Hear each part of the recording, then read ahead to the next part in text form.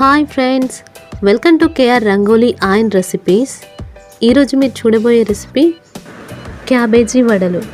క్యాబేజీని కర్రీలా రొటీన్గా కాకుండా ఇలా వడలు చేసి పెడితే ఇంట్లో వాళ్ళందరూ చాలా ఇష్టంగా తింటారు. ఎలా చేయాలో చూసేద్దాం. మీరు కూడా తప్పకుండా ట్రై చేయండి ఫ్రెండ్స్. ముందుగా ఒక బౌల్లో 1/2 కప్ శనగపప్పు తీసుకొని నానబెట్టుకుందాం. దీన్ని ఓ గంట పాటు నానబెట్టుకోవాలి. క్యాబేజీ వడల కోసం 1/2 కేజీ క్యాబేజీ తీసుకుందాం. ఎంత చిన్నగా వీలైతే అంత చిన్నగా కట్ చేసుకొని ఆ తర్వాత కడిగి ఇలా ఒక బౌల్లో వేసుకుందాం. 1 అవర్ పాటు నానబెట్టిన శనగపప్పు ఉంది కదా, దాన్ని కూడా ఈ బౌల్లో వేసేద్దాం. అలాగే ఓ 4 పచ్చిమిర్చి తీసుకొని సన్నగా కట్ చేసి వేసుకుందాం. ఒక ఉల్లిపాయ చిన్న ముక్కలుగా చేసి వేసుకోవాలి. అదేవిధంగా కొత్తిమీర, కరివేపాకు, అదేవిధంగా కొద్దిగా జీలకర్ర, పసుపు, కొద్దిగా వంట సోడా,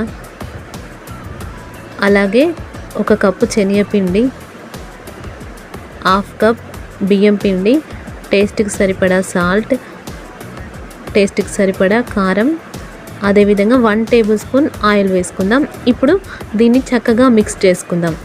దీన్ని మిక్స్ చేస్తున్నప్పుడు మనకు వాటర్ అవసరం లేదు.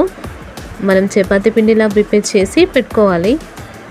మనం ఇలా మిక్స్ చేస్తున్నప్పుడు ఆల్రెడీ పిండి చపాతీ పిండిలా అయిపోతే వాటర్ అవసరం లేదు, లేదంటే కొన్ని వాటర్ వేసుకోవాలి.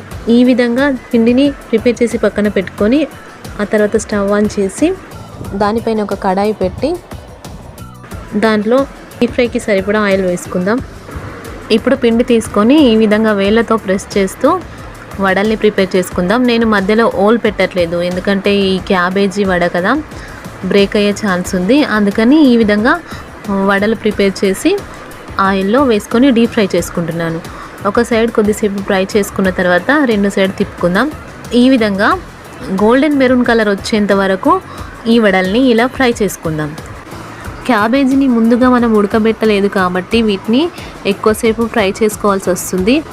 అలాగే స్టవ్ని మీడియం ఫ్లేమ్లో మాత్రమే పెట్టి ఫ్రై చేసుకోవాలి. లో ఫ్లేమ్లో కానీ హై ఫ్లేమ్లో కానీ పెట్టి ఫ్రై చేసుకోకూడదు. ఇలా గోల్డెన్ మెరూన్ కలర్ వచ్చేంత వరకు ఫ్రై చేసుకొని ఆ తర్వాత మనం వేరే బౌల్లో వేసేసుకుందాం. అంతే, టేస్టీ క్యాబేజీ వడలు రెడీ.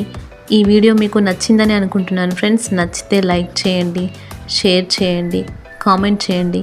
మన ఛానల్ని ఫస్ట్ టైం చూసిన వాళ్ళైతే సబ్స్క్రైబ్ చేసుకోండి. Thank you for watching.